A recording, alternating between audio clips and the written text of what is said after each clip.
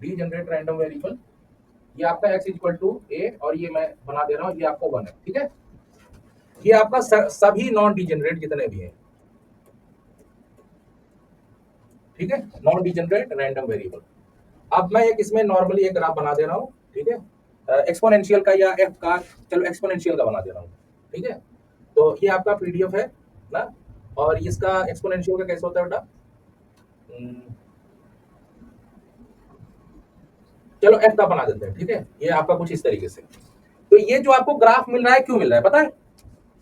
और ये आपका एक्स, ये वाला ग्राफ क्यों मिल रहा है? इसमें देखो वेरिएंस वेरिएंस सब मिलेगा, है ना बेटा। इसमें आपका वेरिएंस 0 क्यों हो जा रहा है? क्योंकि वैल्यू सारी एक है, एक्स इक्वल टू ए, सबका ए सेम है ना। तो मीन आपका वही आएगा, वैल्यू भी वही, तो आपका सब्ट्रैक्ट कराओगे ए माइनस ए 0, फिर स्क्वायर करो चाहे जो करो, आपका वेरिएंस आपका 0।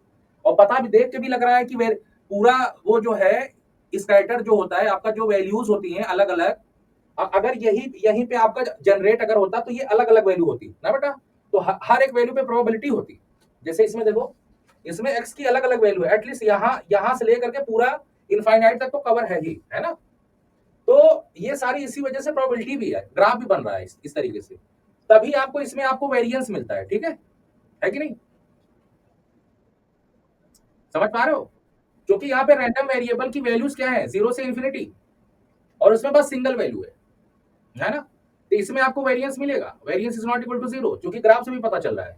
लेकिन इसमें वेरिएंस आपका क्या हो जाएगा? 0 हो जाएगा, क्योंकि रैंडम वेरिएबल जनरेट ही नहीं हो रहा है, एक ही वैल्यू ले रहा है केवल, है ना। तो जब केवल एक ही वैल्यू ले तो उसको बोला जाएगा डीजेनरेट, और जब एक से ज्यादा ले तो उसको बोला जाएगा नॉन डीजेनरेट, ठीक है। बताओ पहले, समझ आइए कंसेप्ट।